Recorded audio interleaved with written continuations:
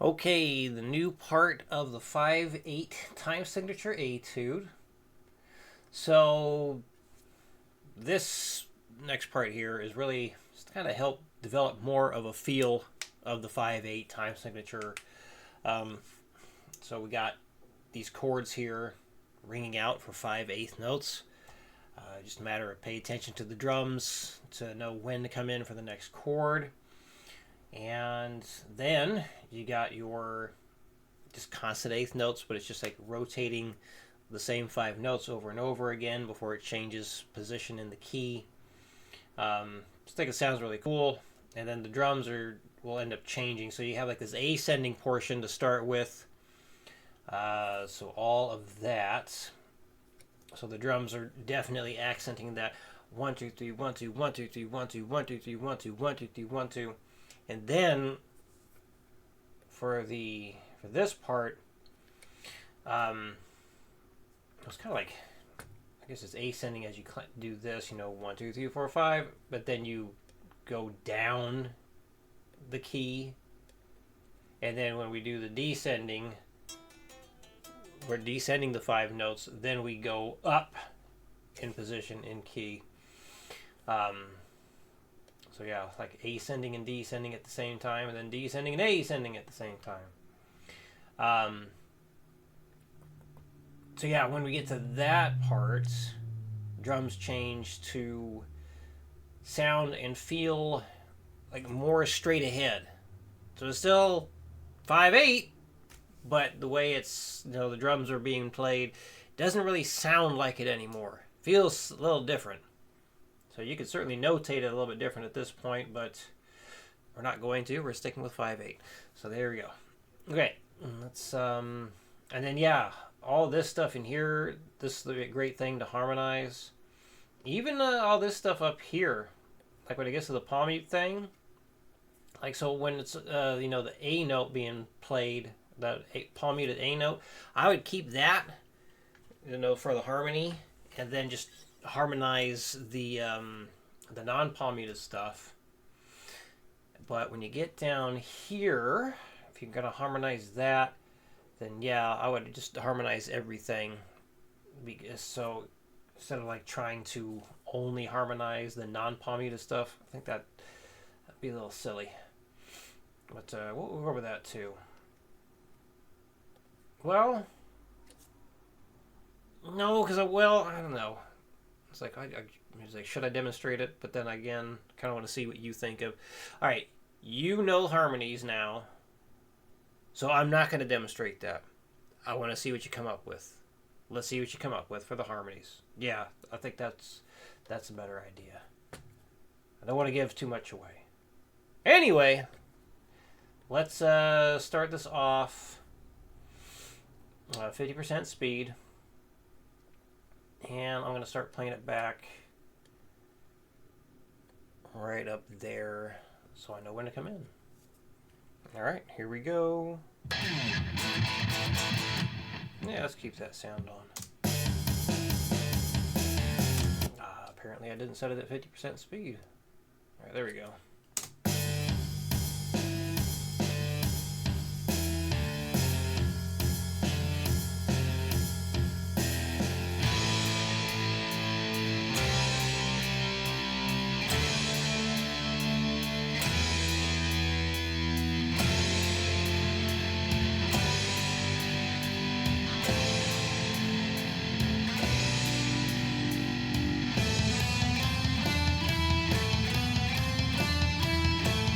Strict constant picking.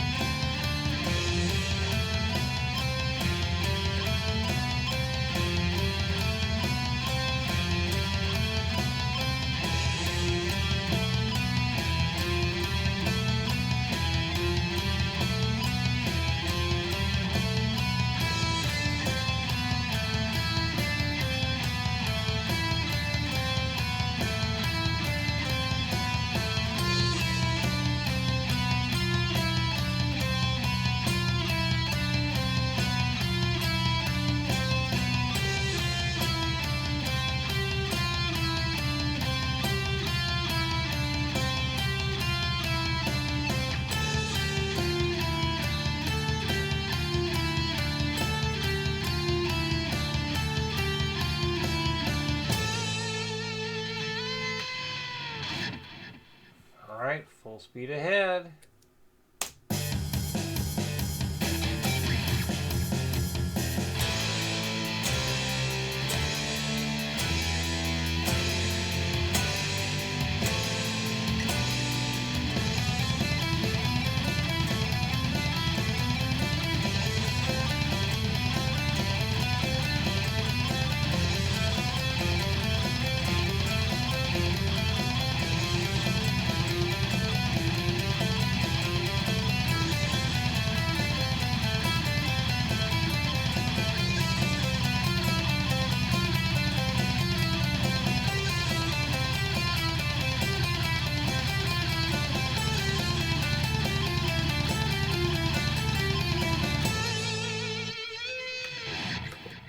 There we go.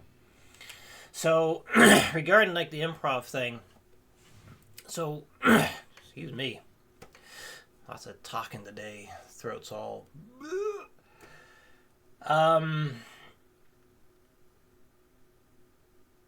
yeah, so a good thing to do is just straight up improv and get more of a feel for it. Start doing that, or not start doing that, continue doing that, and try and get more of a sense of like, what feels okay, what's starting to sound good. Because what I like to do is like go in and like help you kind of refine your actual written down solo. So plenty of fine ideas you have, but we don't want to just take an idea and then just kind of like try and force in an idea. And all the ideas are fine, but we can definitely make things flow a little better. So like the call and response kind of thing. You have like the group of fast notes, and you have the slow notes, the fast notes, and then the slow notes. So just kind of like a, breathing in and out with the whole flow and the phrasing and all that stuff. So you got shape number 1. I want you to. So what you could do, I'm gonna say you could just like highlight what's there, and then or highlight and loop the bars where you'd be doing the improv, and just keep going until you feel satisfied. That's a fine idea. So you don't have to play the thing I wrote all the time. That what I wrote is just to get you ideas of what you can do. But yeah, you can start off with what's written to kind of warm up into the whole playing thing, and then play to the end of the track or the guitar profile, and then just highlight where you would be doing your solo at, and just loop it, and just keep going and going and going until you feel like you've had enough. Because it does get a lot easier the more you do it, for sure. And this is one of those things, like, in order to get better at it, you have to do it a lot. So you want to be good at making up solos and improvising and all that, you have to do it a lot. And it just gets better as you do it. It's better as you do it, and I got an idea of how we're going to structure it all, like, the one shape thing for sure, and then we'll end up moving into 2 shapes at a time, and then like 3 shapes, and then maybe, confining ourselves to just like 2 strings and things like that. So we'll definitely be covering a lot of ground, kind of taking some of the ideas I had in that video on how to start improvising and doing stuff like this. So we're basically getting a nice little program put together here, and I intend to actually take all these ideas and make actual, like, Patreon lesson type stuff. I think it'd be really helpful for everyone involved. Okay, I think that covers it all. There's a lot of stuff. Take your time with it. Any questions come up, let me know, and I will see you again next week.